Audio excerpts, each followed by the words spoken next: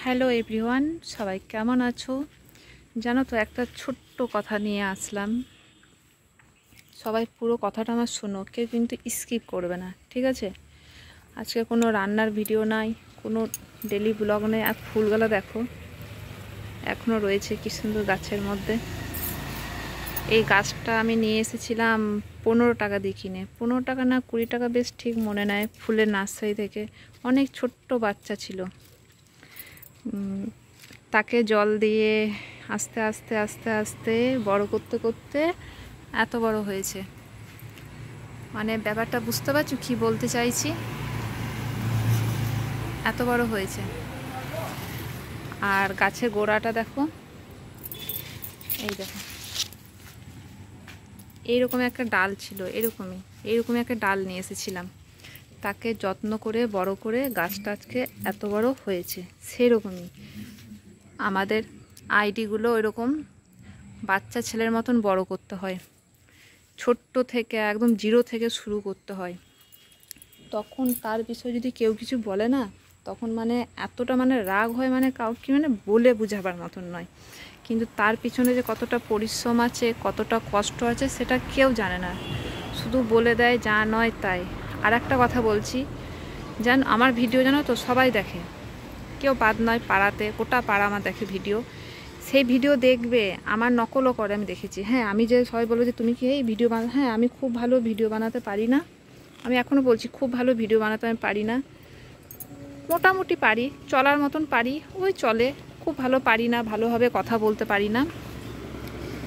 তবু কারণ নকল করি, হ্যাঁ নকল, সরি এটা বলবো না, নকল করি, তবু কারণকে ছোট করি না। কিন্তু সেই মানুষগুলো কি করে বলো তো, আমাকে প্রতিনিয়ত ছোট করে।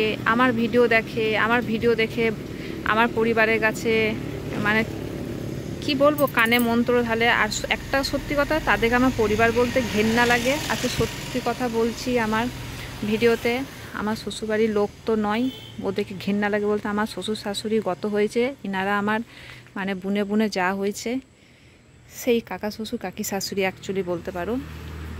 ঘেন্না লাগে ওদেরকে আমার শ্বশুর শাশুড়ি বলতে।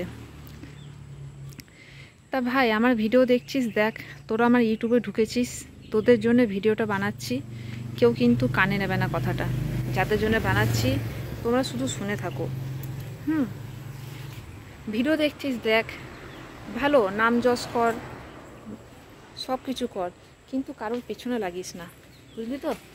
কারোর নামে কারোর কানে বিষ দিস না, এইটাই বলবো তোদেরকে।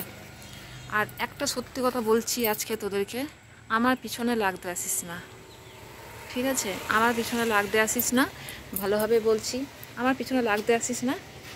আর বর গলাকে একটু সামলাবি, ঠিক আছে?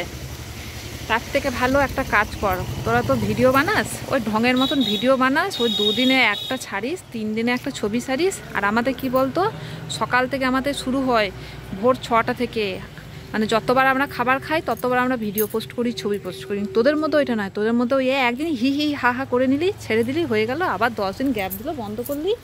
সব থেকে একটা কথা বলি,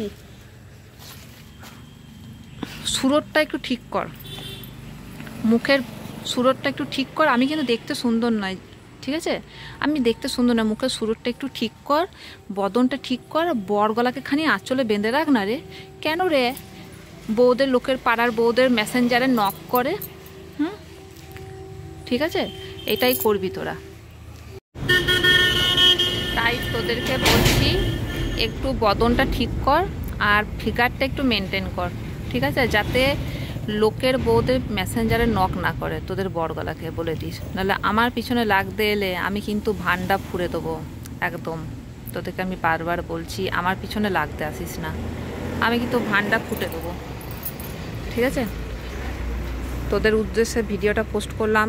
আমার বন্ধুদের কাছে সরি চাইছি, কেউ কিন্তু গায়ে মাখবে না। যারা আমার কাঠি করছে আমার পিছনে, আমাকে থামাবার চেষ্টা করছিস, পারবি না রে আমাকে থামাতে। 1 বছরে যখন পারিস নাই, আর তোরা 1 বছর পেরিয়ে গেছে, 2 বছর ঢুকতে চলো, পারবিও না জীবনে।